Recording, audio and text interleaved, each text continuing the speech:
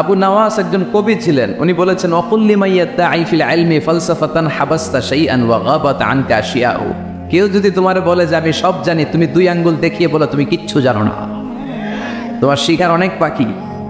জান্নেওয়ালার উপরও জান্নেওয়ালাও আছে, ঠিক কিনা? এজন্য আমরা যেন বিনয়ী হই। বিনয়, হাম্বলনেস, আরবিতে বলে তাওয়াদু, এটা খুবই জরুরি। এগুলো আমাদের মধ্যে এখন নাই। আমাদের মধ্যে ইগো প্রবলেম আছে না নাই? অহংকার, জেলাসি, অ্যারোগ্যান্স, এগুলো থেকে সম্মানিত ভাইয়ের আমাদেরকে বেরিয়ে আসতে হবে। দেখবেন সমাজে যারা খুবই হাম্বল, বিনয়ী, তাদেরকে সবাই পছন্দ করে না? আর অহংকারীদের কেউ পছন্দ করে না। সামনে সালাম দেয়, পিছনে গালি দেয়। কথা বলেন? এজন্য অহংকারী হবেন না, বিনয়ী হবেন। বিশ্বনবী বলছেন আল্লাহ আপনি আমার বিনয়ী বানান, আপনি আমার ধৈর্যশীল বানান, আপনি আমার শুকর গুজার বানান। আমার চোখে আল্লাহ আপনি আমার ছোট বানান, মানুষের চোখে আপনি আমারে বড় বানান। এই বাণীটা একটা বিপ্লবী বাণী, লা ইলাহা মুহাম্মাদুর। ঝিনুকের ভেতর লুকিয়ে থাকে যেমন মতি, ঝিনুকের ভেতর লুকিয়ে থাকে যেমন মতি, কালমা শাহাদাতে আছে আল্লাহর জ্যোতি, কালমা শাহাদাতে আছে আল্লাহর জ্যোতি। সুবহানাল্লাহ পড়েন। এটার মধ্যে একটা লাইট আছে, লাইট স্পার্ক করে, এটা জ্যোতি, এটা আল্লাহর নূর। এটা যারা অন্তরে একবার প্রবেশ করতে পারে, সে সত্য ছাড়া চোখে আর কিছু দেখে না। এই কালিমার পক্ষে শক্তি যারা, তারা সত্য আর ন্যায়ের পক্ষে চিল্লায় বলেন ঠিক কিনা? এটা পৃথিবীর সবচেয়ে শ্রেষ্ঠ জিকির, আফদলুল জিকির লা ইলাহা। আবার বিশ্বনবী বললেন মান ক্বালা লা ইলাহা ইল্লাল্লাহ সিদকান মিন কলবিহি দাখালাল জান্নাহ। অন্তর থেকে একনিষ্ঠতার সাথে একবার যে লা ইলাহা পড়বে, ওই লোকটা জান্নাতে প্রবেশ করবে। তার অপকর্মের কারণে, তার পাপের কারণে হয়তো সে পানিশমেন্ট পাবে জাহান্নামে, কিন্তু ফাইনালি সব শেষে সে জান্নাতে ঢুকবে, ঠিক কিনা? সাহিহ ইবনে হিব্বান আর মুস্তাদরাকে হাকামের এক বর্ণনা, মুসা আলাইহিস সালাম আল্লাহকে প্রশ্ন করলেন, ইয়া আল্লাহ আল্লিমনি কালিমাতান আযকুরু বিহা ওয়া আদউ বিহা। আল্লাহ আপনি আমারে একটা কালিমা শিখান, একটা জিকির শিখান, যে জিকিরটা দিয়ে শুধু আমি আপনার জিকির করব। এই জিকির কেউ জানবে না, শুধু জানবো আমি আর আপনি। সুবহানাল্লাহ পড়েন। আল্লাহ বললেন ইয়া মুসা ইকরা লা ইলাহা ইল্লাল্লাহ। মুসা তুমি পড়ো লা ইলাহা। মুসা আলাইহিস সালাম বললেন আল্লাহ বলছি এমন জিকির যেটা আমি আর আপনি ছাড়া কেউ জানবে না। লা ইলাহা এটা তো জাতীয় জিকির, এটা তো ইন্টারন্যাশনাল জিকির, এটা তো সবাই জানে। আমি তো চেয়েছিলাম এক্সক্লুসিভ একটা। আল্লাহ বললেন মুসা লা ইলাহা ইল্লাল্লাহর চেয়ে শ্রেষ্ঠ জিকির আমার কাছে নাই। আমি আল্লাহর দেয়া সর্বশ্রেষ্ঠ জিকির হচ্ছে লা ইলাহা। লাউ তাদাউ লা ইলাহা ইল্লাল্লাহ ফি কাফা ওয়াস সামাওয়াতু ওয়াল আরদু ফি কাফা। ও মুসা, সাত আকাশ সাত জমিন যদি দাঁড়িপাল্লার এক পাল্লায় রেখে দাও আর লা ইলাহা আরেক পাল্লায় রেখে দাও, লা রাজাহাত কাফাতু লা ইলাহা ইল্লাল্লাহ, মুহূর্তেই লা ইলাহার পাল্লাটা ভারী হয়ে যাবে। এটা একটা বিপ্লবী বাণী, এটা ভিক্ষা করার বাণী নয়। জুমার নামাজের পরে 1 টাকা দিয়া যান, আমি গরিব ইনসান, আছে না নাই? আখিরাতে সওয়াব পাইবেন পাহাড়ের সমান। আর জিকির ধরে লা ইলাহা ইল্লাল্লাহ। অনেকে মনে করে এটা ভিক্ষা করার জিকির, কপাল পোড়া। আমরা ভিক্ষার সাথে এটাকে জুড়ে দিয়েছি। এটা একটা বিপ্লবী বাণী। এই বাণীর অর্থ, এটার ইম্পর্টেন্স, এটার সিগনিফিকেন্স আর তাৎপর্য যে বুঝে, সে আল্লাহ ছাড়া কারো সামনে মাথা নত করতে পারে না। চিল্লা এখন ঠিক কিনা? তাফসীর ফি জিলালিল কুরআনের রচয়িতা সাইয়্যিদ কুতুব শাহীদ, নাম শুনছেন? গোটা বিশ্বব্যাপী তার নাম আর ডাক। তিনি ফি জিলালিল কুরআন লিখে গোটা বিশ্বের যুবকদের অন্তর কাঁপিয়ে দিয়েছিলেন। এই সমাজে তিনি জাহালাত দেখে এই জাহালাতের বিরুদ্ধে কলম ধরেছেন আর যুগশ্রেষ্ঠ তাফসীর রচনা করেছেন, তাফসীর ফি জিলালিল কুরআন। এটার অনেক ভাষায় ট্রান্সলেশন হয়েছে, বাংলায়ও পাওয়া যায়। খুব সম্ভব আল কোরআন একাডেমি লন্ডন এটা ট্রান্সলেট করেছে। তো উনি এই কালিমার পক্ষে থাকার কারণে, ইসলামী আন্দোলনের কারণে তৎকালীন প্রেসিডেন্ট জামাল আব্দুল নাসের ওনাকে ফাঁসি দেওয়ার আদেশ দিয়েছে, ফাঁসির কাস্টে ঝুলিয়ে মৃত্যুদণ্ডের অর্ডার করেছে। তো জেল কোডের নিয়ম অনুযায়ী যাদেরকে ফাঁসি দেওয়া হবে, হ্যাঙ্গিং করা হবে, হ্যাঙ্গিং করার ঘণ্টাখানিক আগে ওই কারা কর্তৃপক্ষ থেকে নিয়োগ দেয়া জেলখানার ইমাম সাহেব এসে তাদেরকে লা ইলাহা পড়ায়। কি পড়ায়? লা ইলাহা ইল্লাল্লাহ পড়। তো সাইয়্যিদ কুতুব শাহীদ উনিও যখন ওনাকে ফাঁসির কাস্টে ঝুলানো হবে, ওই মুহূর্তে জেল কোডের নিয়ম অনুযায়ী ইমাম সাহেব এসে সৈয়দ কুতুব সাহেবকে বলতে আরম্ভ করলো যে আমি আপনাকে কালিমা পড়াতে এসেছি, আপনি পড়েন লা ইলাহা ইল্লাল্লাহ। সৈয়দ কুতুব সাহেব বললেন আমারে কালিমা শিখাতে এসো না, আমি কালিমা খুব ভালো জানি। যেই কালিমা তুমি ফাঁসির আসামিদেরকে পড়ানোর কারণে মান্থলি বেতন পাও, ওই কালিমার ব্যাখ্যা করার কারণে আমাকে ফাঁসির কাস্টে ঝোলা লাগছে।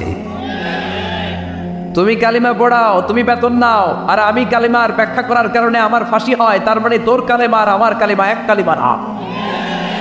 কালিমার মধ্যে পার্থক্য আছে না নাই? ইমানের মধ্যে পার্থক্য আছে না নাই? যে ইমানে প্রয়োজনে জ্বলে ওঠে না, যে ইমান সত্য ন্যায়ের কথা বলে না, যে ইমানে প্রয়োজনে জ্বলে ওঠে না, যে ইমান সত্য ন্যায়ের কথা বলে না, যে নাই যে ইমান অন্তরে নাই, মুখে শুধু ফাঁকা বলি, কি করে তারে বলো ইমানে বলি, কি করে তারে বলো ইমানে বলি, কি করে তারে বলো ইমানে বলি। ঠিক কিনা?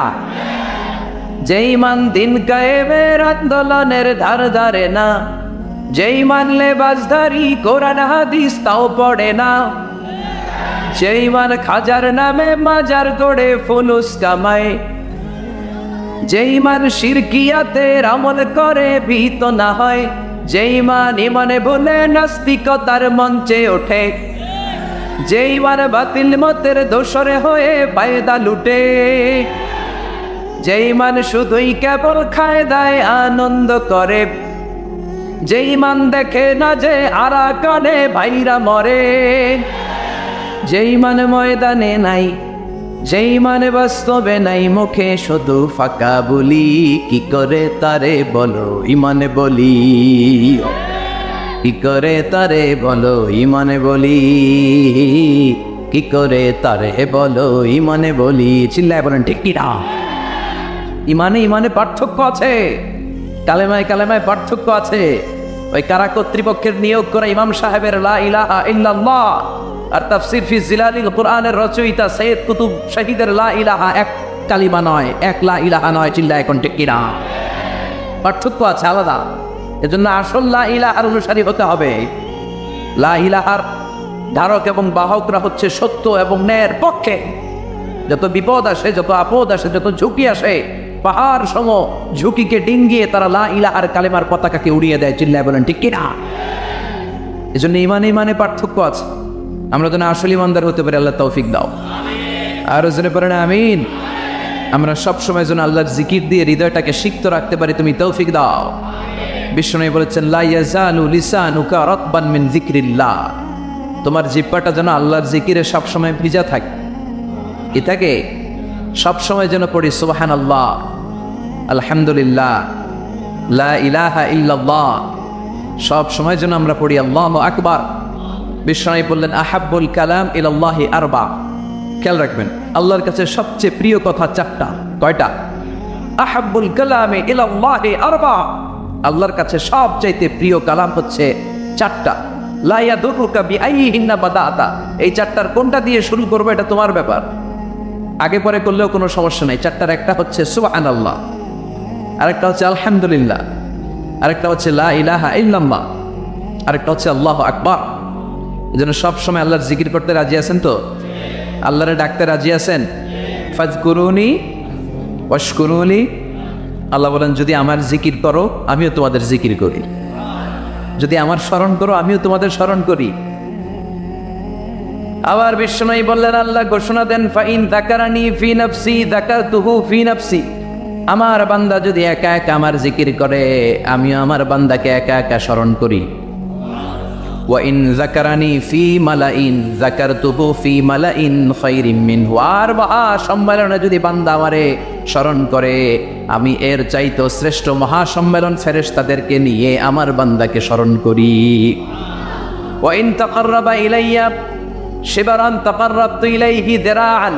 আমার বান্দা যদি আমার দিকে এক বিঘত আসতে চায় আমি আমার বান্দার দিকে এক হাত এগিয়ে যাই। আমার বান্দা যদি আমার দিকে এক হাত আসতে চায় আমি আমার বান্দার দিকে দুই হাত চলে যাই। ওয়া ইন আতানি ইয়ামশি আতাইতুহু হারওয়ালা, আর আমার বান্দা যদি আমার কাছে হেঁটে হেঁটে আসতে চায় আমি আমার গোলামের দিকে দৌড়ে দৌড়ে যাই। ওই আল্লাহরে বলে গিয়ে আমরা মাজারে যে সিজদা দেই, কপাল পোড়া আছে না নাই? দোদেল বান্দা কালমা চোর, না পায় শ্মশান না পায় ঘোর, দিন থাকিতে আয়রে পথে ছাইড়া দে ভণ্ডামি ভণ্ডামি ভণ্ডামি ভণ্ডামি, ছাইড়া দে ভণ্ডামি। ঠিক কি না? এই ভণ্ডামির সাথে আমাদের সম্পর্ক আছে? মাজার পূজার সাথে ইসলামের কোনো সম্পর্ক আছে? নামাজ কালাম পড়ে না, ইবলিশ শয়তানের নানা, আছে না নাই? এলাকায় মনে হয় নাই, অনেক জায়গায় আছে দেখবেন লাল সালো দিয়া উঁচু করা। সাইয়েদনা আলীকে মদিনায় বিশ্বনবী পাঠালেন আর বললেন যত উঁচু মাজার দেখো ভেঙে মাটির সাথে গড়িয়ে দাও। কবরস্থান উঁচু হবে না, কবর হবে সমান। এটাকে সেফটি দেওয়ার জন্য, সিকিউরিটি দেওয়ার জন্য আপনি চারদিকে সিম্পল বেড়া বা দেয়াল দিতে পারেন, যাতে গরু ছাগল যে এই কবরের অসম্মান না করে। আমরা আশরাফুল মাখলুকাত, আমরা বেঁচে থাকলেও যেমনি সম্মান আছে আমাদের, মরে গেলেও সম্মান আছে না নাই? আল্লাহ বললেন ওয়ালাকাদ কাররামনা বানি আদম, আমি বনি আদমের সম্মান বাড়িয়ে দিয়েছি। জীবিত অবস্থায় যেমনি সম্মান, মরে গেলেও সম্মান। ঠিক কিনা? বিশ্বনবী দেখলেন একটা লাশ যাচ্ছে, লাশ দেখে নবী দাঁড়িয়ে গেলেন। সাহাবারা বললেন ইয়া রাসূলুল্লাহ ইন্নাহু ইয়াহুদ, এটা ইহুদির লাশ। দাঁড়ালেন কেন? বসেন। বিশ্বনবী বললেন আওয়ালাইসাত নাফসান, এটা কি মানুষ না? এটা হোক না ইহুদি, হোক খ্রিস্টান, হোক নাস্তিক, এটা তো মানুষ। আমি তো মানুষকে সম্মান দিয়েছি। I have dignified the status of the sons of Adam, আমি বনি আদমের সম্মানকে বাড়িয়ে দিয়েছি। সবার উপরে মানুষ সত্য, তাহার উপরে নাই। এজন্য কবরকে সিকিউরিটি দিতে হবে, কিন্তু গম্বুজ বানানো যাবে, লাল সালো দেওয়া যাবে, মাজারে আগরবাতি দেওয়া যাবে, মোমবাতি, মশারি। অনেক মাজারের উপরে লম্বা মশারি টাঙান, আছে না নাই? ওর বাবারে মশাই কামড়ায়, কত বড় ডাকাত। তো মশাই যদি নিচ থেকে তাড়াইতে না পারে, তোমারে কি করবে? কথা বলেন। মশা তাড়াতে পারে না নিজের গা থেকে, তোমারে কি বাঁচাবে? দেখবেন যেই লোকটা মাজারে মশারি দেয়, ওর বাবা ডেঙ্গু জ্বর, ওর বাপেরে মশাই খায়, ওর মারে মশাই খায়। গোটা বিশ্বের সবগুলো আল্লাহর ওলি যদি একটা গ্লাসের পানিতে ফু দেয়, আর আপনার মা যদি আপনার মাথার মধ্যে হাত বুলিয়ে দেয়, আপনার মা যদি আপনার বুকে একটা ফু দিয়ে দেয়, সব পীর সাহেব একদিকে, মায়ের দোয়া আরেকদিকে। মায়ের দোয়া মুহূর্তে আবার আল্লাহর আরশে পৌঁছে যাবে। এজন্য বিশ্বনবী বলতেন সালাসু দাওয়াতিন মুস্তাজাবা, তিনটা দোয়া আল্লাহ কবুল ফিরিয়ে দেন না। এক নম্বরে হচ্ছে দাওয়াতুল মুসাফির, সফর অবস্থায় দোয়া করলে কবুল করে কে? দুই নম্বরে দাওয়াতুল মাজলুম, অত্যাচারিত ব্যক্তির দোয়া কবুল করে কে? তিন নম্বরে দাওয়াতুল ওয়ালিদাইনি লিওয়ালাদিহি, মা বাবা যখন হাত তুলে ছেলে মেয়েদের জন্য আল্লাহর কাছে দোয়া করে, ওই দোয়াটাও কবুল করে কে? মাজারে মশারি দিবেন, লাল সালো দিবেন, আগরবাতি, মোমবাতি, কোনো মানত। মাজারে মানত করা যায় না। ইন্নী নাযারতু লিররহমানি সাওমা, মানত করতে হয় রহমানের নামে। মানত হবে একজনের নামে, চিল্লায় বলেন তিনি কে? এজন্য মাজারে কিছু দেয়া যাবে না। এই ভণ্ডামি গোটা বাংলাদেশ ব্যাপী, আমরা বলে যাচ্ছি যতটুকু শুধরানোর শুধরাবে। হেদায়েত দেওয়ার মালিক একজন, চিল্লায় বলেন তিনি কে? অনেক পীর আছে এরকম ভণ্ড পীর, সারা বছরে নাকি একবারও গোসল করে না, 365 দিনে ওর গোসলের রুটিন একদিন, আর ওই একদিনের গোসলের পানি মুরিদরা সব খাইয়া শেষ করে ফেলায়। নাউজুবিল্লাহ কবেন না? নামাজ কালাম পড়ে না, ইবলিশ শয়তানের নানা, ধর্মের একখান কুটি ধইরা কয়দিন করবা হয়রানি। ভণ্ডামি ভণ্ডামি ভণ্ডামি, ছাইড়া দে ভণ্ডামি। দোদেল বান্দা কালমা চোরে, না পায় শ্মশান না পায় ঘোর, দিন থাকিতে আয়রে পথে ছাইড়া দে ভণ্ডামি ভণ্ডামি ভণ্ডামি ভণ্ডামি, ছাইড়া দে ভণ্ডামি। চিল্লায় বলেন ঠিক কিনা?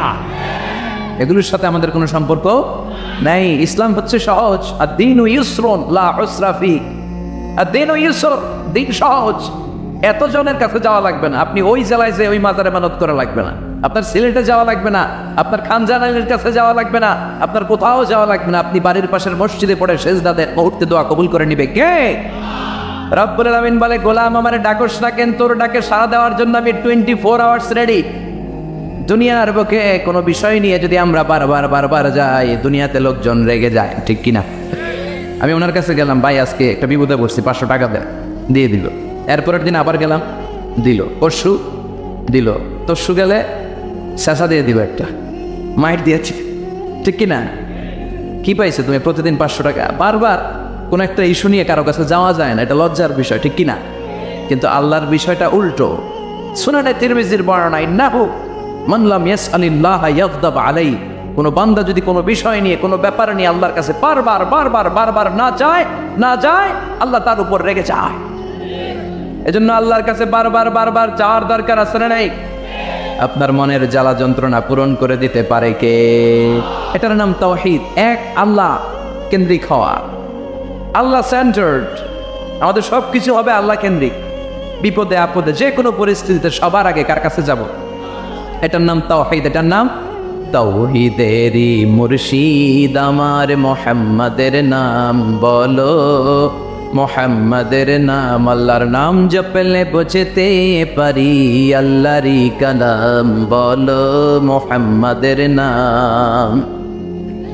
ওই নামেরই রশি ধরে যাই আল্লাহর পথে, ওই নামেরই ভেলায় চড়ে ভাসি নূরের স্রোতে, ওই নামের বাতি জেলে দেখি আরশের মোকাম বলো, মুহাম্মাদের নাম। সবাই পড়েন, তাওহীদেরই মুর্শিদ আমার মুহাম্মাদের নাম বলো, মুহাম্মাদের নাম। আল্লাহর নাম জপলে বুঝতে পারি আল্লাহরই কালাম বলো, মুহাম্মাদের নাম। চিল্লায় পড়েন আমিন। সব সময় বিপদে আপদে কার কাছে যাবেন? আপনার বিপদ দূর করতে পারে কে? আপনারে অসুস্থ থেকে সুস্থ বানিয়ে দিতে পারে কে? মনের জ্বালা যন্ত্রণা মিটাতে পারে কে? আল্লাহ ছাড়া কেউ পারবে? কোনো মুফাসসিরে কোরআন আপনারে বাঁচাতে পারবে? কোনো আল্লাহর ওলি বাঁচাতে পারবে? এমনকি আল্লাহর কোনো পয়গম্বর, কোনো নবী আপনার কিচ্ছু করতে পারে? করতে পারে একজন, তিনি কে? কিনা? আল্লাহ বলেছেন, ওয়াকাযালিকা জাআলনাকুম উম্মাতান ওয়াসাতান লিতাকুনু শুহাদা আলান নাস। তোমাদেরকে হতে হবে উম্মাতান ওয়াসাতান, মধ্যমপন্থী উম্মাত, মাঝামাঝি থাকতে হবে।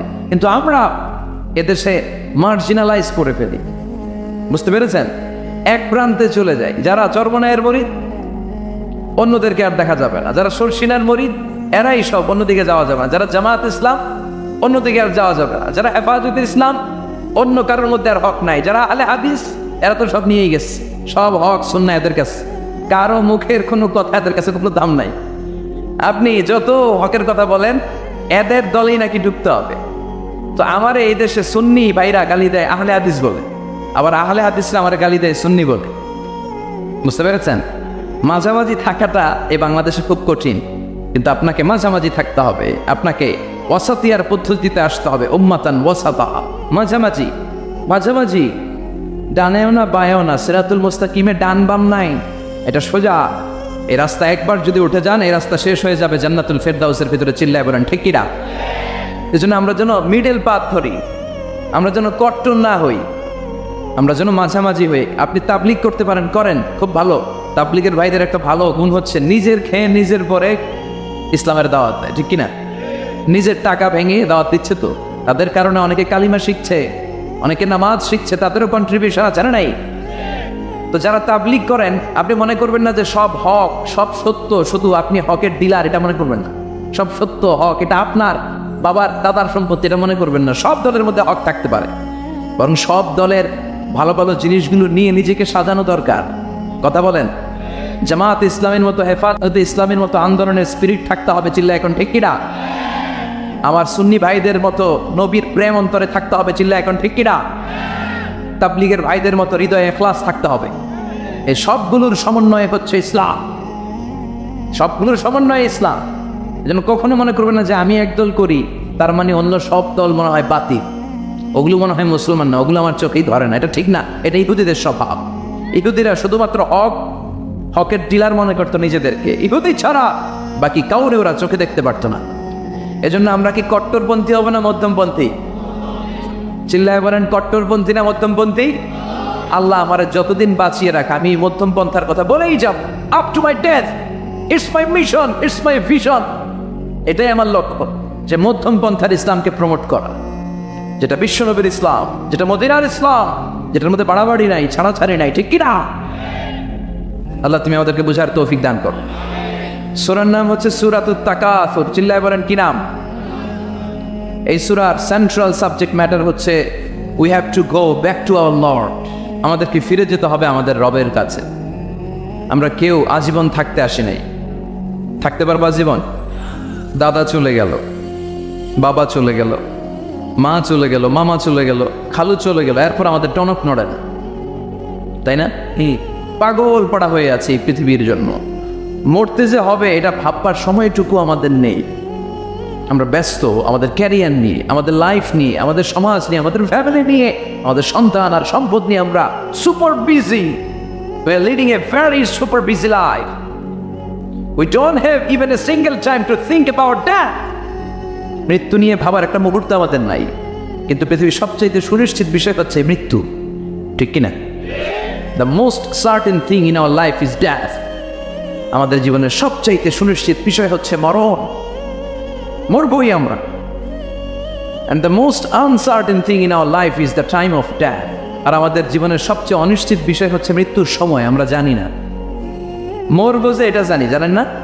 কিন্তু কখন মরবো এটা জানি? এই সূরাটা আপনারে এই জিনিসটা জানান দিতে এসেছে যে দুনিয়ার সম্পদ, লোভ, লালসা এগুলো নিয়ে পড়ে থেকো না। এই যে আমাদের ফ্যামিলি, আমাদের বাচ্চা কাচ্চা, আমাদের এত টাকা পয়সার হিসেব, মাস শেষে বাড়ি ভাড়া, গ্যাসের বিল, এটা সেটা, আপনি কি মনে করছেন যে আপনি চলে গেলে এগুলো থেমে থাকবে? কিছুই থেমে থাকবে না, সব চলবে আগের মতো, থাকবেন না আপনি। এজন্য শাহাদাত ফয়সাল ওনার ফেসবুকে সর্বশেষে লিখে গিয়েছিল, আমি হীন দুনিয়া, মানে এমন দুনিয়া যেটাতে আমি নাই, সব চলে, সকাল গড়িয়ে বিকেল হয়, শীত শেষে গ্রীষ্ম আসে, দিন শেষে রাত নামে, সব চলে, নাই শুধু আমি। চিল্লায় বলেন ঠিক কিনা? তো এই জন্য এগুলি একটু ভাবেন। অনেক ব্যস্ত আমরা। এই দুনিয়ার পুরো জীবনটা এটা হচ্ছে লালসাময় একটা জীবন, লোভ, মরিচিকা, মায়াজাল। এই মায়াজালে আমরা আটকে আছি, ফলে মৃত্যুর কথা আমরা ভুলে গিয়েছি। পাগলের মতো ছুটছি, আরো টাকা লাগবে, আরো খ্যাতি লাগবে, আরো যশ লাগবে, আরো দাপট লাগবে আমার। এত টাকা দিয়ে কি হবে? এত সম্পদ দিয়ে কি হবে? এত ব্যস্ততা দিয়ে কি হবে তোমার? স্টপ, থামুন, অনেক হয়েছে, আর না। থামুন, take a rest, take a breath and think about death. Think that you have to go back to your Lord.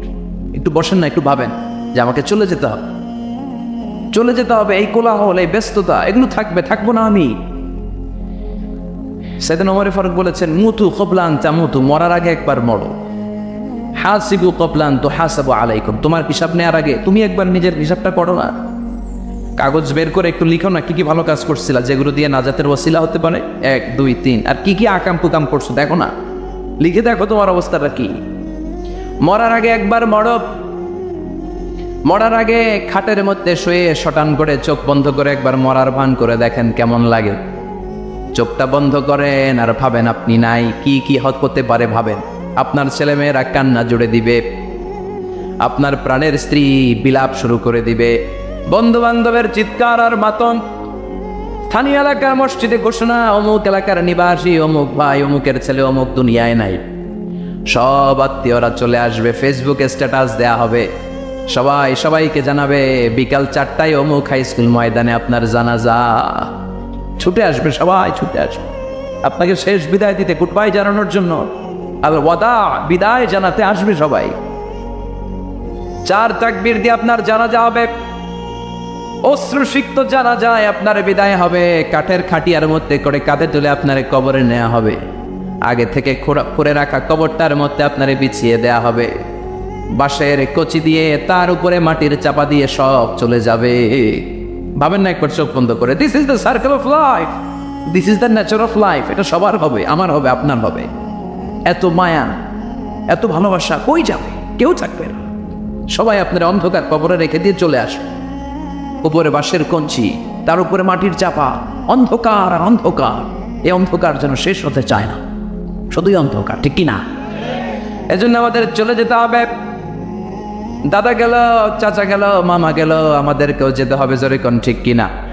একদিন মাটির ভেতরে হবে ঘর রে মন আমার, কেন বন্ধ দালান ঘর, প্রাণ পাখি উড়ে যাবে পিঞ্জর ছেড়ে,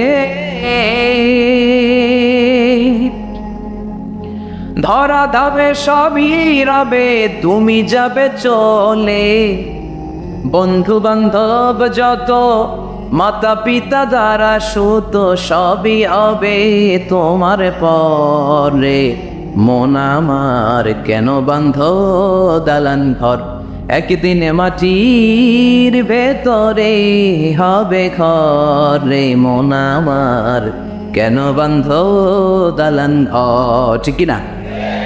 সব করে থাকবে, চলে যেতে হবে আমাদের।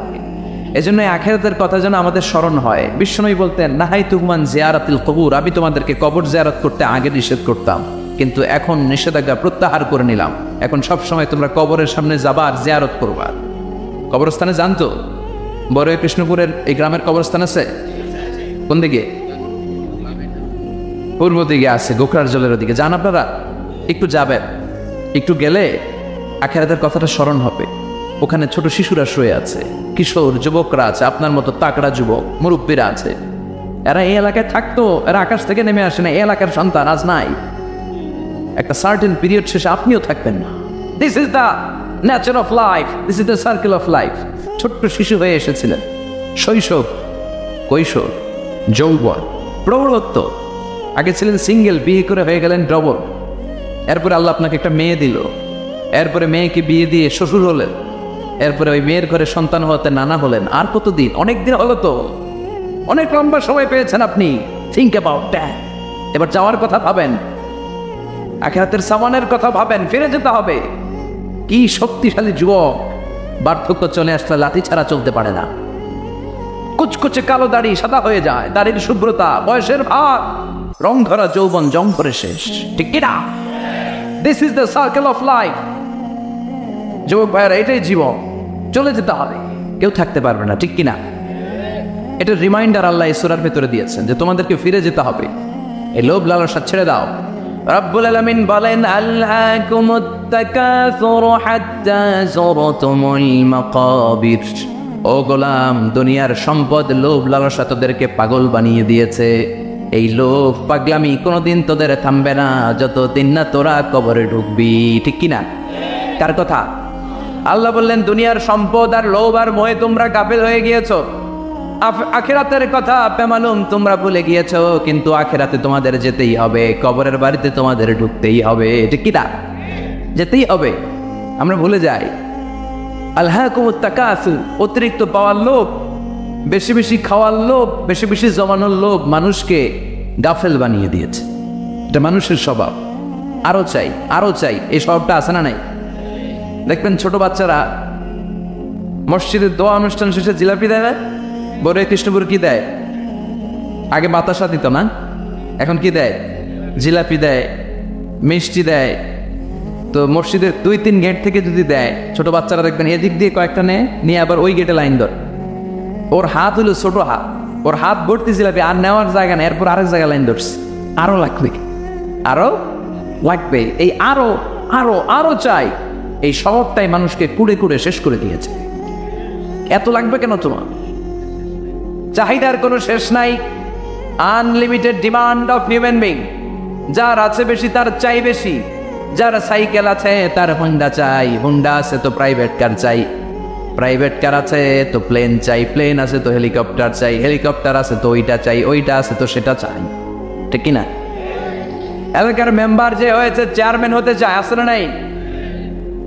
চেয়ারম্যান সাহেব এমপি হতে চায়, আছে না নাই? এমপি সাহেব মন্ত্রী হতে চায়, আছে না নাই? মন্ত্রী সাহেব প্রধানমন্ত্রী হতে চায়, আছে না নাই?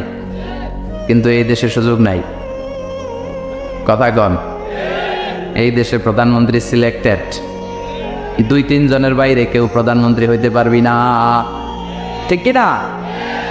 আমার এই জীবনে তো আমি 2-3 জনেরই দেখলাম। বেগম খালেদা জিয়া, মাননীয় প্রধানমন্ত্রী শেখ হাসিনার ছোট্টবেলা দেখেছি এরশাদকে। আমরা তখন ছোট। তো মানুষের চাহিদার কোনো শেষ নাই। যার আছে বেশি তার চাই বেশি। এজন্য বিষ্ণু বলেছেন উনজুরু ইলা মান হুয়া আসফালা মিন, তোমার চেয়ে যে খারাপ আছে ওর দিকে তাকাও। ওয়ালা তানজুর মান হুয়া আ'লা মিন, তোমার চেয়ে যে ভালো আছে ওর দিকে তাকায়ও না, তোমার চেয়ে যে খারাপ অবস্থানে আছে ওর দিকে তাকাও। অনেকে নিজের অবস্থান নিয়ে সুখী না, এরকম আছে না নাই? আল্লাহ আমার এটা দিল না রে, ওইটা দিল না রে, পাইলাম না রে, কিচ্ছু হয় না, কি করবো জীবনে, হতাশ। আসলে আছে কিন্তু অনেক, কিন্তু শুকরিয়া নাই, টাকা, ঠিক কিনা? নিজের অবস্থান নিয়ে সুখী না, কিন্তু অনেক লোক আছে তারা আপনার অবস্থানে পৌঁছতে চায়। তাদের দিকে তাকিয়ে দেখেন, আপনি যে অবস্থানে আছেন এই অবস্থানে পৌঁছাটা অনেকের কাছে স্বপ্ন। তারা প্রতিনিয়ত সংগ্রাম আর স্ট্রাগল করে যাচ্ছে আপনার অবস্থানে পৌঁছতে, আর আপনি এটা নিয়ে সন্তুষ্ট না। শেখ সাদির নাম শুনেছেন? বালাগাল উলা কাশাফাত তুজা, এই কবিতাটার রচয়িতা, ইরানের বিখ্যাত এক কবি। উনি একবার আর্থিক সমস্যার মধ্যে দিয়ে সময় কাটাচ্ছেন, টাকা নাই, পয়সা নাই, পায়ে দেওয়ার মতো জুতা নাই। উনি খুব দুঃখ পেলেন, হায় রে, আমি ইরানের এত বড় কবি, আমার পায়ে দেওয়ার মতো জুতা নাই। দুঃখ ভরা মন নিয়ে রাস্তায় হাঁটতে বেরোলেন। হাঁটতে হাঁটতে হঠাৎ দেখলেন একটা লোক শুয়ে শুয়ে কাঁদছে, ওই লোকটার দুইটা পাই নাই, পাই নাই। উনি সিজদায় পড়ে গেলেন, আল্লাহর কাছে ক্ষমা চাইলেন, আল্লাহ অনেক দিয়েছ, শুকর আলহামদুলিল্লাহ। এজন্য যেই পরিস্থিতিতেই থাকি না কেন আমরা কি পড়বো? জোরে বলেন, কি পড়বো? এজন্য আল কানাতু মিনাল ইসলাম, অল্পে তুষ্ট থাকার নাম হলো ইসলাম। সম্পদ লাগবে কিন্তু সম্পদের পাহাড় লাগবে না, ঠিক না? অল্প খান, অল্প পড়েন, অল্প জামান, অল্পের ভেতরে বরকত ঢুকাইয়া দিছে কে? দেখবেন যাদের সম্পদ অল্প তারা সুখী বেশি। জরিপে এটা দেখা গিয়েছে, অনেক সার্ভেতে এটা এসেছে, যারা সম্পদশালী এরা দুঃখী বেশি, এদের দুঃখ বেশি, টেনশন বেশি। খুব স্বাভাবিক, টাকা যার বেশি রোগ তার বেশি, টাকা যার বেশি টেনশন তার বেশি, টাকা যার বেশি ঘরে শান্তি তার কম। আছে না নাই? ঘরের ভেতরে অশান্তি, ছেলে কথা শোনে না, ছেলে টানে গাঞ্জা, মেয়ে করে পরকিয়া, আছে না নাই? স্ত্রী কথা শোনে না, ভালোবাসা নাই, ঘরটা জাহান্নামের টুকরা। রোগ বালাই, এক একটা হসপিটাল বিল পরিশোধ করতে মাসে 5 লাখ 10 লাখ, আছে না নাই? কিছু খেতে পারে না, ডাক্তার একেবারে ডায়েট মেনু বেঁধে দিয়েছে, ডায়েট, ভেরি ডায়েট মেনু, এটা এটা এটা এটা কিছুই খাবেন না, শুধু গরু খাবেন না, খাসি খাবেন না, চিংড়ি খাবেন না, খালি ঘাস খাবেন, ইচ্ছে মতো ঘাস খাবেন, মানে ঘাস জাতীয় যত আইটেম আছে সব খাবেন, শাক খাবেন, সবজি খাবেন, সালাদ খাবেন, গরু, চিংড়ি, মুরগি, গোশত, ইলিশ কিছু খেতে পারে না। তাহলে রোগ বেশি, খাওয়ার মজা নাই, ঘরে সাংসারিক শান্তি নাই, খালি ব্যারাম আর ব্যারাম, ঠিক কিনা? কিন্তু সম্পদের পাহাড় গড়েছে। আর অল্প যারা খায়, অল্প পড়ে, রিক্সাওয়ালা, কুলিওয়ালা, অল্প বেতনের চাকরি, কিন্তু হক হালালি মেনে চলে, দেখবেন শান্তি আছে অনেক। হ্যাঁ, বাসা ভাড়া দেয়, ফ্যামিলি চালায়, বাচ্চাদের স্কুল বিল, এরপরও মাস শেষে 1-2 হাজার টাকা হাতে থেকে যায়। আর ওর প্রতি মাসে 10 কোটি টাকা ইনকাম, তারপরও ব্যাংকের ঋণ আছে না নাই? সুখ কারে বলে? কিভাবে আপনি সুখকে ডিফাইন করবেন? সুখ তো টাকায় কিনা যায় না, শান্তি টাকা দিয়ে হয় না, শান্তি দেওয়ার মালিককে। শান্তি আছে অল্প খেয়ে শুকর করার মধ্যে, শান্তি আছে আলহামদুলিল্লাহর মধ্যে, চিল্লায় বলেন ঠিক কিনা?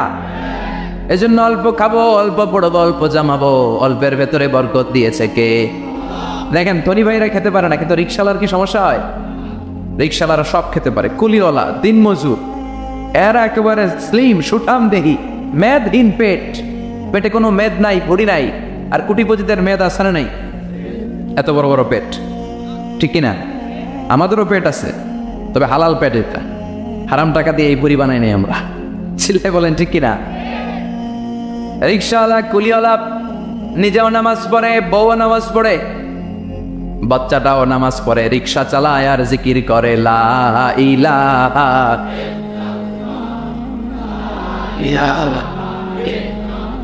লা ইলাহা ইল্লাল্লাহু মুহাম্মাদুর রাসূলুল্লাহ সাল্লাল্লাহু।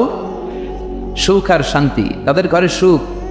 ধনী কোটিপতি, ভিআইপি, সিআইপিস, এদের রাতে ঘুম নাই, 1 ঘন্টা ঘুমানোর জন্য 4টা ট্যাবলেট খাওয়া লাগে, এরকম আছে না নাই? কিন্তু ঘুমের জন্য যে ট্যাবলেট খাওয়া লাগে রিক্সাওয়ালা এটা জানি, ওর যেখানে রায় তো এখানেই ওর মাথা বিছনায় লাগতে দেরি, ওর ঘুম আসতে দেরি হয়, ওর ঘুমে নাকের ডাকের আওয়াজে ট্রাকের ইঞ্জিনও ফেল। সুবহানাল্লাহ পড়েন।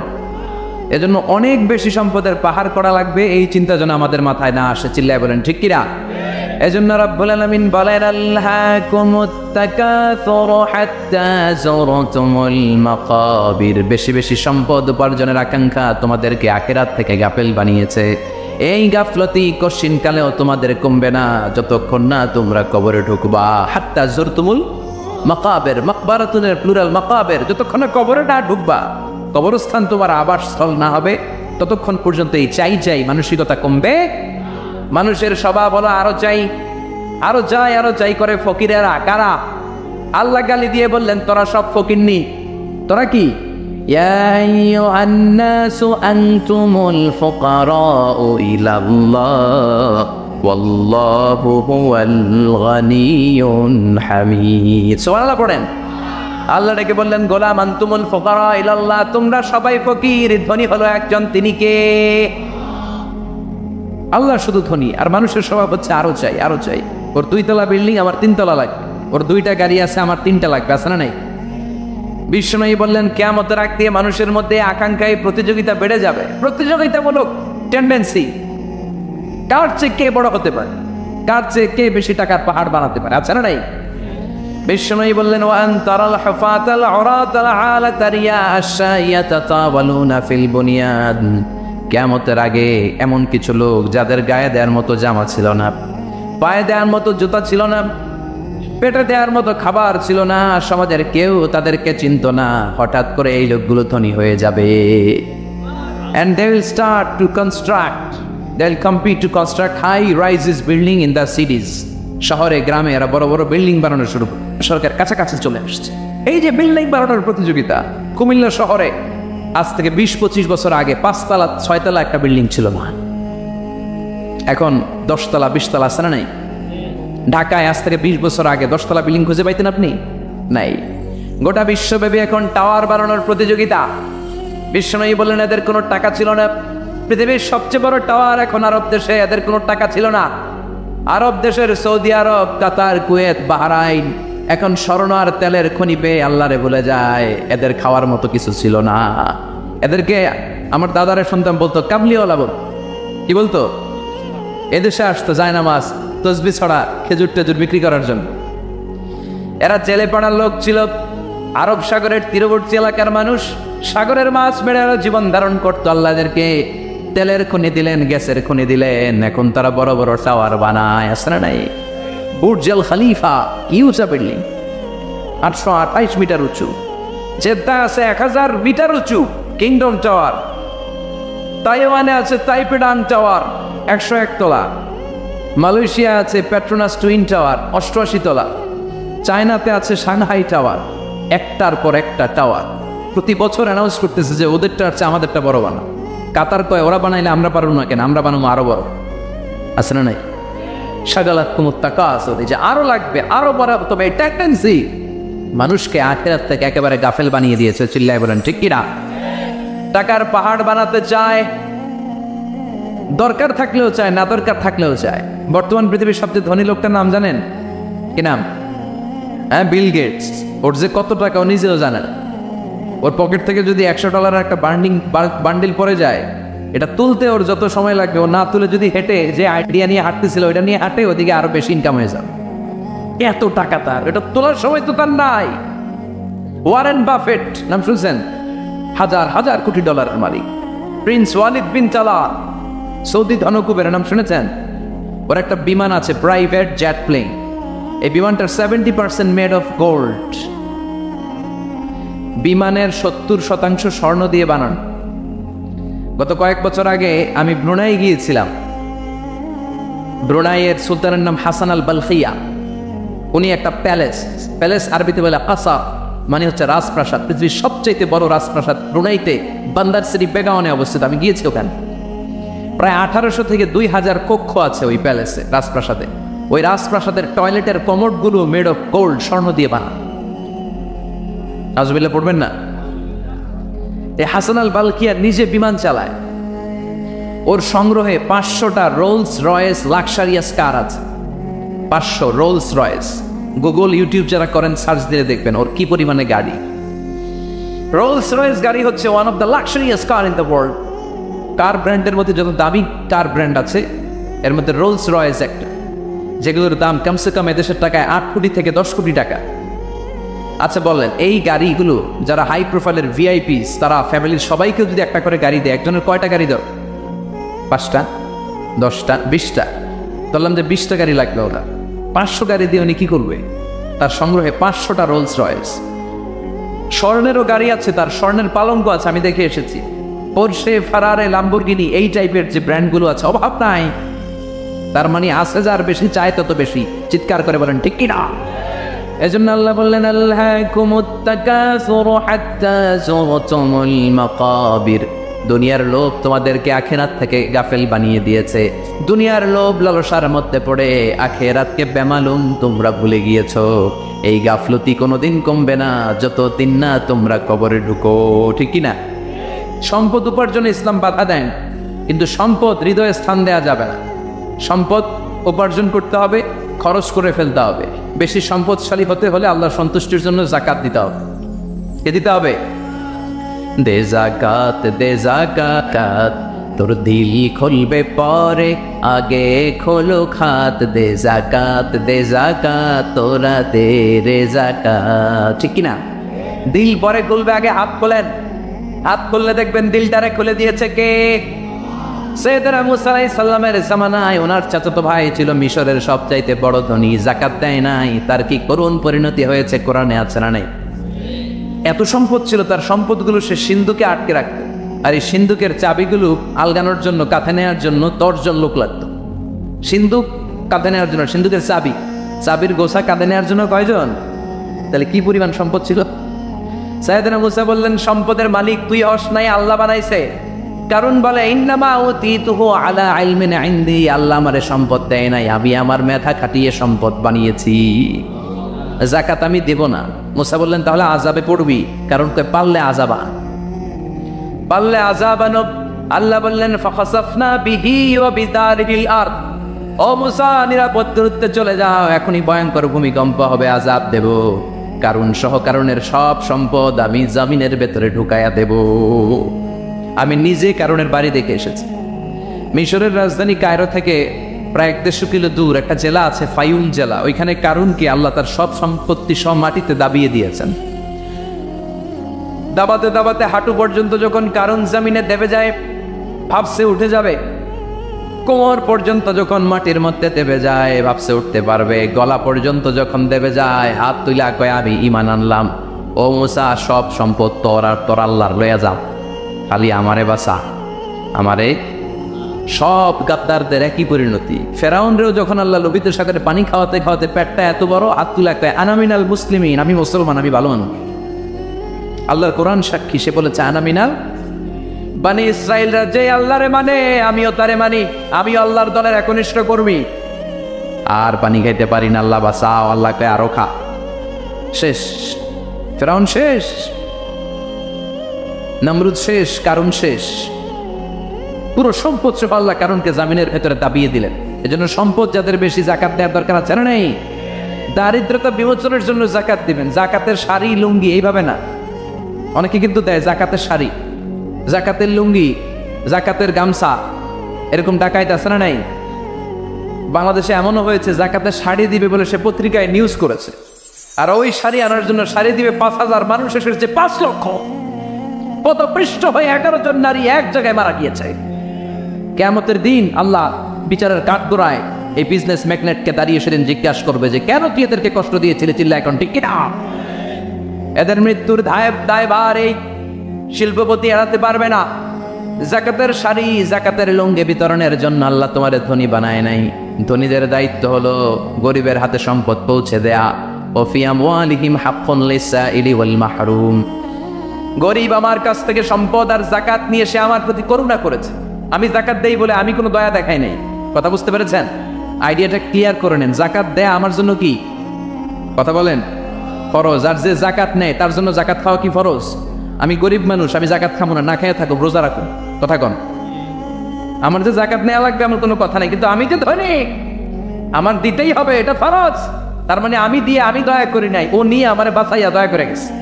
চিৎকার করে বলো ঠিক কিনা? ইসলাম বলে রাস্তার এক পাশে 5 তলা আর এক পাশে গাছতলা, এটার নাম ইসলাম না। মাহরুম, খেটে খাওয়া মানুষ, সুবিধা বঞ্চিত মানুষদের দ্বারে যে তুমি জাকাতের টাকা পৌঁছে দাও। জাকাতকে ফরজ করা হয়েছে দারিদ্রতা বিমোচনের জন্য। আপনি শাড়ি লুঙ্গি দিলে কি হবে? ওরে সারে দিয়েছেন দুপুরে, রাত্রেবেলা ও আরেক জায়গায় লাইন ধরে আছে, বিরিয়ানির প্যাকেট দিতেছে ওইখানে। কথা কোন, সারাটা বছর ও জাকাতের টাকা নেই, ওর কিচ্ছু হবে না, বরং এমন কিছু তাকে করে দিতে হবে যেটা দিয়ে সে ফ্যামিলি লিড করতে পারে। একটা সিএনজি কিনে দেন, ওই ফ্যামিলিতে কোনো যুবক থাকলে সিএনজি চালায়, অটো চালায়, ফ্যামিলিটারে চালায়। একটা টঙের দোকান করে দেন, চায়ের দোকান, চা বিক্রি করে ফ্যামিলিটারে চালাবে।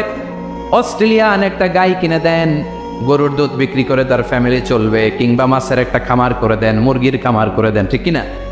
ওমরে ফারুক বলতেন এমনভাবে জাকাত দাও যাতে করে যাকে জাকাত দিয়েছে জীবনে কোনোদিন সেজন্য আর কারো কাছে যে হাত পেতে জাকাতের জন্য দাঁড়িয়ে না থাকে। এই বিধানটা কার? এজন্য আল্লাহ বললেন আলহাকুমুত তাকাসুরু হাত্তা যুরতুমুল মাকাবির। দুনিয়ার লোভ লালসা তোমাদের কমবে না যতদিন না তোমরা কবরে ঢুকো। কার কথা? চিল্লায় বলেন কার?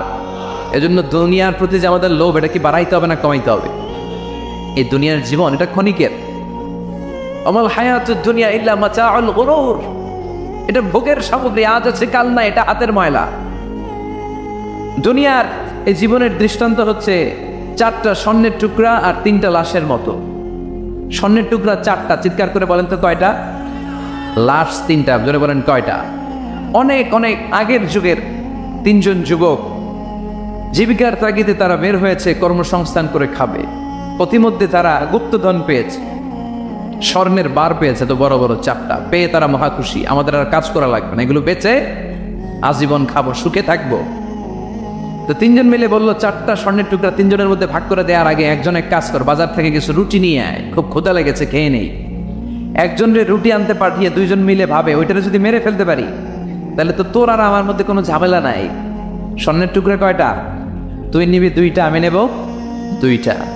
আর যেটারে রুটি আনতে পাঠাইছে ওইটা মনে মনে ভাবতেছে রুটির মধ্যে বিষ মিশাই নিয়ে যাব। কি মিশাবো? বিষ খাইয়া ওইটা শেষ, সবগুলো আমার। তো বিষ মিশায় নিয়ে আসছে, আর আগের পরিকল্পনা অনুযায়ী এই 2জন মিলে তাকে নৃশংসভাবে হত্যা করেছে। হত্যার পরে কয় প্রচন্ড ক্ষুধা লাগছিল, আগে খায়া লই। 2জন মিলে বাজার থেকে আনা বিষ মাখানো রুটি খেয়ে ওই 2টাও শেষ। স্বর্ণের জায়গায় স্বর্ণ পড়ে আছে, স্বর্ণগুলো নেয়ার মতো মানুষ আর নাই, ঠিক কিনা? এজন্য মানুষের এই চাহিদা কমবে না। বিষ্ণু বলেন লাউ আন্না লিকুল্লি ইবনে আদম ওয়াদিয়ান মিন যাহাব আহাব্বা আই ইয়াকুনা ইলাইহি ওয়াদিয়ান। আল্লাহ প্রত্যেককে, আমাদের প্রত্যেককে যদি একটা করে স্বর্ণের পাহাড়ের মালিক বানিয়ে দেয়। কয়টা করে পাহাড় দেখছেন কোনোদিন? কই দেখছে? চিটাং গেছিলেন?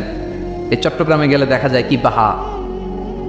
এই একটা পাহাড় স্বর্ণের, একটা স্বর্ণের পাহাড়ের মালিক যদি আমাদের এক একজনকে বানায় দেওয়া হয়, এরপর আমরা চাবো আরেকটা স্বর্ণের পাহাড়ের মালিক কেমন করে হওয়া যায়। আচ্ছা বলেন তো, একটা স্বর্ণের পাহাড় আমার 14 পুরুষ বিক্রি করে খাইলেও শেষ করতে পারবো এটা? তো আরেকটা কেন লাগবে আমার? বিষ্ণু বলেন কবরের মাটি যতক্ষণ তোর মুখে না ডুববে তোর এই চাওয়া চাওয়া খাই খাই স্বভাব বন্ধ হবে না। এজন্য আল্লাহ বললেন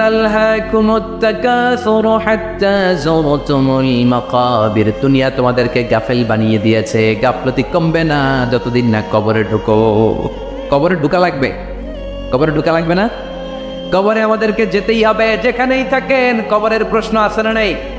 অনেকে বলে হুজুর বিমান হামলায় মারা গিয়েছে, বিমান জলে পুড়ে ছাই হয়ে গিয়েছে, তার কবর কোথায়? তার আত্মাটা যেখানে আছে ওই জায়গায় প্রশ্ন আছে না নাই? অনেকে বলে হুজুর সাগরের মধ্যে পড়ে মারা গিয়েছে, তিনি মাছ খেয়ে ফেলেছে, তার কোনো অস্তিত্ব নাই, কিন্তু তার রুহুটা আছে না নাই? প্রতিটা রুহু সংরক্ষণ করে কে? প্রত্যেকটা আত্মা আল্লাহর কাছে সংরক্ষিত থাকে। প্রতিটা রুহু, প্রতিটা মানুষ মালাকুল মউতকে দেখতে পায়। আপনিও দেখবেন, আমিও দেখব। মুমিনদের কাছে এসে মালাকুল মউত একজন যুবকের বেশে সাদা ধবধবে জুব্বা পরে সুগন্ধি মেখে মুমূর্ষ ব্যক্তির শিয়রে বসে বসে বলে ইয়া আইয়াতুহান নাফসুল মুতমাইন্না, হে প্রশান্ত আত্মা, উখরুজি ইলা মাগফিরাতিল্লাহি ওয়া রিদওয়ানি, আল্লাহর ক্ষমা আর দয়ার দিকে বের হয়ে আসো। বলা মাত্রই মুমিনের আত্মাটা স্মুথলি বের হয়ে আসে। কাফান মিন আকফানিল জান্নাহ, হানুত মিন হানুতিল জান্নাহ, জান্নাত থেকে আনা সুগন্ধি কাফনের মধ্যে পেঁচিয়ে তিনি রূহটাকে নিয়ে আইলিনে চলে যায়। সরাসরি দেখে মালাকুল মউত। আর যারা ইসলাম বিরোধী, কোরআন বিরোধী, তাদের সামনে এসে মালাকুল মউত ত্রাস সৃষ্টি করে। আগে ধরো। হাইওয়েতে মাঝে মাঝে ডাকাতি হয় না? বাসগুলোর মধ্যে যখন ডাকাতি হয়, বাসে থাকে 50 জন, ডাকাত থাকে 5 জন, এই 5 জনের ভয়ে সবগুলো পেশাব করে দেয়, কারণ ত্রাস সৃষ্টি করে। এসেই চাইনিজ কুড়াল দিয়ে আগে কুবায় দেয় 4-5 জনের, রক্ত দেখে কি দেওয়ার সব আগে রেডি করে রাখে। মালাকুল মাউত এসে কাফের নাস্তিক মুশরিকদের সামনে সেরকম একটা ত্রাস সৃষ্টি করে, ভয়ে লোকটা কাঁপতে থাকে। ওর কাছে ভদ্র ভাষায় কথা বলে না, সুন্দর জামা পরে আসে না, কালো কুচকুচে চেহারা, ভয়ঙ্কর একটা রূপ নিয়ে, আকৃতি নিয়ে ইসলাম বিরোধীদের মাথার সামনে আসে, দুর্গন্ধযুক্ত চেহারার দেহ নিয়ে ধমক দিয়ে বলে, ও পাপাত্তা, ইয়া আইয়াতুহান নাফসুল খাবিথা উখরুজি ইলা গাদাবিল্লাহ, এ পাপাত্তা, আল্লাহর রাগ, ক্রোধ আর গজবের দিকে বের হয়ে আও। মুমিনের আত্মা বলার সাথে সাথে যেমনি মুমিনের দেহ থেকে বের হয়ে জান্নাতি কাফনের ভেতরে ঢুকে, কাফেরদের আত্মাও কি এরকম তাড়াতাড়ি বেরোতে চায় নাকি? কাফেরদের আত্মা বেরোতে চায় না, ডানে দৌড়, বায়ে দৌড়, সামনে দৌড়, পেছনে দৌড়, আহা দৌড়াদৌড়ি করে। মালাকুল মাউত এটাকে টেনে হিচড়ে, একটা জীবিত ছাগলকে জবেহ না করে, জবাই না করে, তার চামড়া উল্টার দিকে টেনে হিচড়ে বের করলে ছাগলটা যত কষ্ট পায়, এর সে কম 70 গুণ বেশি কষ্ট দিয়ে কাফের মুশরিক আর কাফতারদের রূহ কবজ করা হয়। আল্লাহ, এই পরিস্থিতি থেকে তুমি আমাদের বাঁচাও। মুমিনদের রূহ যেমনি কবজ হয়, ওইভাবে রূহ কবজের ব্যবস্থা করে দিও। ইমানের মৃত্যু নসিব করে দিও, শাহিদি মৃত্যু নসিব করে দিও। আমাকে শহীদ করে সেই মিছিলে শামিল করে নিও, যে মিছিলের নেতা মীর হামজা ওবায়েবে খাব্বাব, আল্লাহর কাছে ছিল অতি প্রিয়, শামিল করে নিও। আমাকে শহীদ করে সেই মিছিলে শামিল করে নিও। পড়েন আমিন, আর জোরে পড়েন আমিন। তার মানে বিমান দুর্ঘটনায় হোক, কিংবা লঞ্চ ডুবিতে হোক, কিংবা আগুনে পড়ে হোক, কিংবা আত্মঘাতী হামলায় হোক, যে যেখানেই মারা যায়, কবরের 3টা প্রশ্ন তার জন্য আছে না নাই? ইসলাম বিরোধীদের জন্য প্রশ্ন 3টা, আপনারা যারা মুমিন তাদের জন্য 4টা, আপনাদের জন্য একটা বেশি। আলহামদুলিল্লাহ। কোন কবরে এসে প্রথম প্রশ্ন করবে, মুনকার নাকির যখন চলে আসবে, 40 কদম যখন আত্মীয় স্বজনরা লাশটাকে কবরের মধ্যে দিয়ে 40 কদম চলে যায়, তখনই ফেরেশতা চলে আসে। শেষ, সব শেষ। এসেই পরীক্ষা শুরু। আমার রব্বুক, তোর রবের নাম কি? চিল্লায় বলেন, আমাদের রবের নাম কি? আমরা বলবো রব্বি আল্লাহ, আল্লাহ আমারে রব। দমে দমে তনু মনে তারি অনুভব। পড়েন, আল্লাহ আমারে রব। তোমারে দুনিয়াতে আমি যেদিকে তাকাই, অতইনে আমাতে ডুবে আছি সবাই। পাখপাখালির গানে শুনি তসবিহ কল রব, তসবিহ কল রব, আল্লাহ আমারে রব। প্রথম প্রশ্ন, তোমার রব কে? আমরা বলবো আমাদের রব আল্লাহ। দ্বিতীয় প্রশ্ন, ওমা দীনুক, তোমার ধর্মের নাম কি? আমরা কি বলবো? তৃতীয় প্রশ্ন, বিশ্বনবীর চেহারা দেখিয়ে বলা হবে, আতারিফু হাদার রাজুল, এই লোকটারে চিনো নাকি? আমরা বলবো চিনি, আমাদের প্রাণের নবী, ঠিক কিনা? চাঁদের চেয়ে সুন্দর তুমি নবী আমার কমলিহিওয়ালা, দু জাহানের বাদশাহ তুমি প্যারা নবী সাল্লে আলা, চাঁদের চেয়ে সুন্দর তুমি নবী আমার কমলিহিওয়ালা, ঠিক কিনা? 3টা প্রশ্নের যথাযথ উত্তর যখন দিয়ে দিলেন, আপনার জন্য অতিরিক্ত আরেকটা প্রশ্ন করা হবে, ওয়ামা ইলমুক, তোমার নলেজ কি? 3টা প্রশ্নের উত্তর যে তুমি করতে পারলা, কিভাবে পারলা, কেমনে জানলা? নকল করে বলছো নাকি জেনে বুঝে আসছো? নকল হয় না? এখন তো পরীক্ষা চলতেছে বোধহয়। কি পরীক্ষা? এসএসসি পরীক্ষা। নকল হয়? কৃষ্ণপুরে নকল নাই না? এখন মনে হয় এগুলো একটু কমছে। একটা সময় ছিল অনেক নকল হইতো। পাঞ্জাবের ভিতরে নকল, পকেটে নকল, টুপির ভিতরে নকল, মৌজার ভিতরেও নকল। এমনকি মেয়েরাও নকল করে পরীক্ষার হলে আসে না নাই? স্কেলের মধ্যে লিখে নিয়ে যায়, হাতের মধ্যে লিখে নিয়ে যায়, ওড়নায় লিখে নিয়ে যায়, কাপড়ে লিখে নিয়ে যায়, আসে না নাই? ফেরেশতারা বলবে নকল করছো নাকি? কেমনে জানলা? 3টা প্রশ্নের উত্তর তুমি কেমনে বললা? আল্লাহ তোমার রব, ইসলাম তোমার ধর্ম, এই লোকটা বিশ্বনবী কেমনে চিনল? আপনাকে তখন বলতে হবে আমি কোরআন থেকে শিখেছি, আমি হাদিস থেকে শিখেছি, আমি ইসলাম জেনে বুঝে মেনেছি, আমি আন্দাজে কোথাও ঘুরি নাই। চিল্লায় এখন ঠিক কিনা? আপনাকে বলতে হবে, এজন্য শিখতে হবে, প্রতিনিয়ত ইসলাম সম্পর্কে জানতে হবে, আখের গোছাতে হবে, জীবনটাকে আলোকিত করতে হবে। চিল্লায় বলেন ঠিক কিনা? চারটা প্রশ্নই যখন হয়ে গেল, ফেরেশতারা বলবে আহলান ওয়া সাহলান ওয়া মারহাবান বিক, খোশামদেদ, কংগ্রাচুলেশন, খোশামদেদ, কংগ্রাচুলেশন, সব প্রশ্নের উত্তর তুমি পেরেছ। ফায়ুফসাহু লাহু কবরুহু ৭০ যিরান, আপনার কবরটারে ৭০ হাত লম্বা করে দেয়া হবে। ওয়ায়ুফতাহু লাহু বাবুন ইলাল জান্নাহ, আপনার কবর থেকে জান্নাতের দিকে দরজা খুলে দেয়া হবে। ওয়ায়ুলবাসু মিন লিবাসি আহলিল জান্নাহ, জান্নাতের দুইটা রেশমি কাপড়ের পোশাক এনে আপনারে পরিয়ে দেয়া হবে। আর বলা হবে নাম কানাও মিলা আরুস, ঘুমাও, sleep, you should get some sleep না, তোমাকে লম্বা সময় পাড়ি দিতে হবে, ঘুমাও। কানাও মিলা আরুস, যেমনি বর বাসর রাতে আরামসে ঘুম দেয়, বাসর রাতে যেমনি বর কনেকে নিয়ে মধুর ঘুম দেয়, তুমিও ঘুমাও, কেউ তোমার ঘুম ভাঙবে না। মালাক ইসরাফিলের কিয়ামতের জন্য ইসরাফিলের সিংহায় যে ফুৎকার আছে, ওই ফুৎকার ছাড়া কোনো কিছুই তোমার ঘুম ভাঙাতে পারবে না। আলহামদুলিল্লাহ পড়েন। আল্লাহ আমরাও যেন চারটা প্রশ্নের উত্তর দিয়ে লম্বা একটা ঘুম দিতে পারি, পড়ে না আমিন। ওয়াম্মাল কাফির ওয়া আহলুশ শিমাল, আর ইসলাম বিরোধী যারা, তাদের সামনে আসবে মালাকান আসওয়াদান আজরাকান, কৃষ্ণ বর্ণের দেহ, নীলাভ বর্ণের দুটো চোখ, গায়ের রং কালো, চোখের রং নীল, দেখতে কেমন লাগে? আলিফ লাইলার ভূতের মতো, কথা কন। গায়ের রং কালো, চোখের রং নীল। ফেরেশতা দুইটা আসবে, এসে ত্রাস সৃষ্টি করবে, এসে বলবে বল তোর রবের নাম কি? মার রব্বু। ইসলাম বিরোধী মুশরিক কাফের নাস্তিক এরা বলবে আমি জানি না আমার রবকে, আমি জানি না, আমি তো আজীবন শুধু চিয়ার করেছি, মদ খেয়েছি, আমি ধর্ষণে সেঞ্চুরি করেছি দুনিয়ার বুকে, আমি টেন্ডারবাজি করেছি, চাঁদাবাজি করেছি, আমি মাস্তানি করেছি, আমার দাপটে এলাকার ইসলাম প্রিয়রা বাসায় ঘুমাতে পারে না। আমি ছিলাম টেন্ডারবাজ, আমি ছিলাম গডফাদার, সন্ত্রাসীদের লিডার, আমি ছিলাম ডন 1 2 3 সব, আমি ছিলাম ডনের ডন,